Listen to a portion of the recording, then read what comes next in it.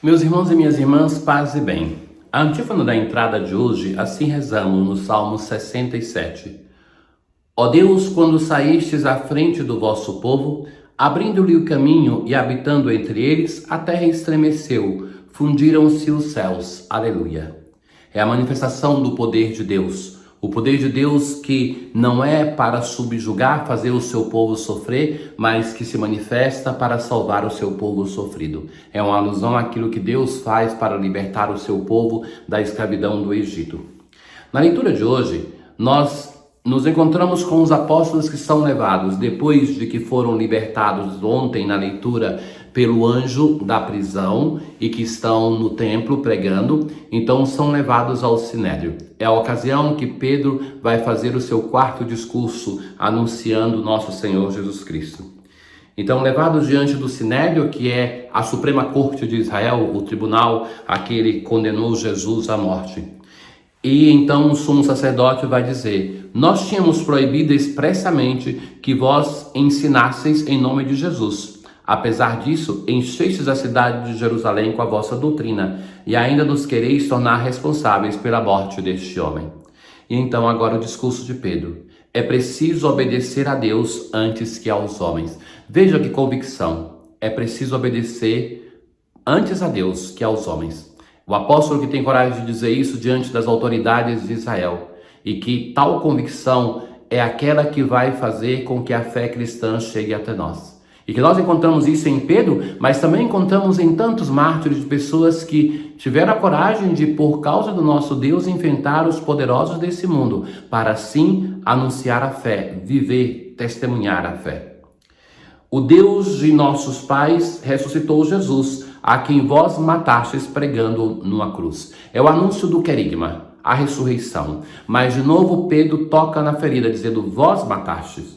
Deus, por seu poder, o exaltou, tornando guia supremo e salvador. O anúncio de Jesus como Salvador é uma expressão muito própria da obra de Lucas. E recordamos que aqui nós estamos em um texto próprio de Lucas, porque no Evangelho de Lucas também aparece Jesus, e que é reconhecido e apresentado como Salvador. É uma expressão própria do Novo Testamento, para dar ao povo de Israel a conversão e o perdão dos pecados. O Senhor, primeiramente, vem para anunciar ao povo de Israel a salvação. Então, a conversão e o perdão dos pecados. Só Deus pode perdoar os pecados. Então, é um modo de dizer assim que Jesus é Deus. E isso somos testemunhas, nós e o Espírito Santo. É muito curiosa essa expressão que Pedro vai usar diversas vezes, nós e o Espírito Santo. Os Atos dos Apóstolos é chamado de o Evangelho do Espírito Santo. É ele, o Espírito Santo, que vai tomando a dianteira, que vai determinando a história da igreja nascente. Pedro não hesita de dizer que é testemunha. Então, o testemunho da ressurreição se faz a partir da experiência de fé. Não é que alguém estava ali no túmulo, mas o crer no ressuscitado torna uma pessoa testemunha. Nesse sentido, nós também, se acreditamos no ressuscitado, nós somos testemunhas da ressurreição. E então ele vai dizer, nós e o Espírito Santo que Deus concedeu àqueles que lhe obedecem. Quando viram isso, ficaram furiosos aqueles do Sinédrio e queriam matá-lo. Então nós vamos acompanhando a história da nossa igreja, que vai se ampliando, crescendo, enfrentando dificuldades e sendo socorrida pelo seu Senhor.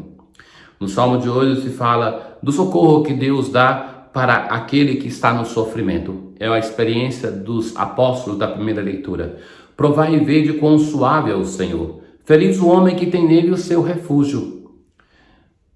Clamam os justos e o Senhor bondoso escuta, e de todas as angústias os liberta.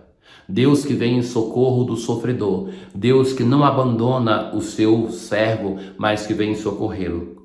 Do coração atribulado ele está perto e conforta os de espírito abatido.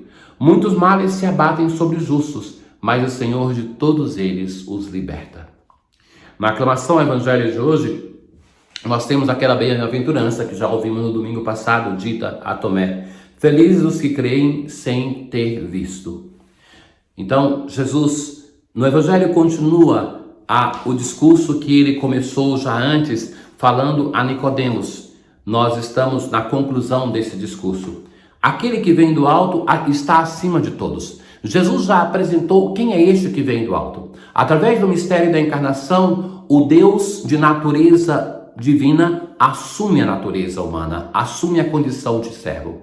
Então, no prólogo do quarto evangelho, que é esse que nós estamos ouvindo no tempo pascal, o evangelho de João, se fala: no princípio era o verbo, e o verbo era Deus, e o verbo estava em Deus. Até dizer: e o verbo se fez carne e habitou entre nós. Este fato de Deus descer na nossa história, na nossa condição, aquele que vem do alto está acima de todos.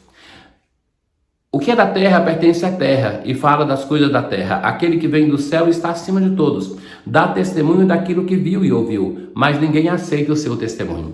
Jesus veio para nos revelar a verdadeira imagem de Deus, o rosto de Deus. Queremos saber como é o nosso Deus? Olhemos para Jesus. O que Deus pensa, o que Deus gosta, com quem anda? Olhemos para Jesus.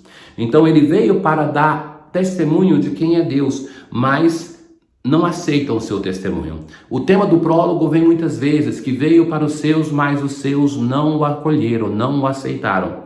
Então Jesus anuncia, já desde o início do seu evangelho, nós estamos no capítulo 3 do evangelho de São João, a rejeição que ele vai sofrer por parte do seu povo, do povo de Israel.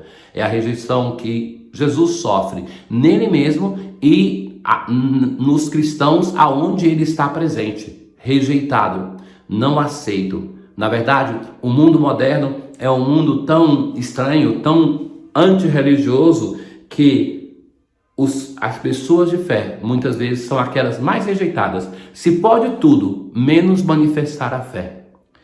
De fato, aquele que Deus enviou fala as palavras de Deus, porque Deus lhe dá o Espírito sem medida.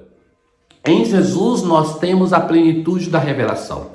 Então aquilo que Deus foi preparando, através da obra da criação, através dos patriarcas, dos juízes, sobretudo através dos profetas, nós temos em Jesus a plenitude da revelação. Tudo aquilo que Deus tinha a dizer à humanidade, Ele vai dizer em seu Filho, que é para nós a revelação plena de quem é Deus e de quem é o ser humano. Em Jesus nós temos as duas naturezas em uma só pessoa, e Ele nos revela plenamente quem é o nosso Deus, para nos dizer também como é que nós, seres humanos, devemos responder a um Deus que nos ama primeiro. O Pai ama o Filho e entregou tudo em sua mão. Aquele que acredita no Filho possui a vida eterna.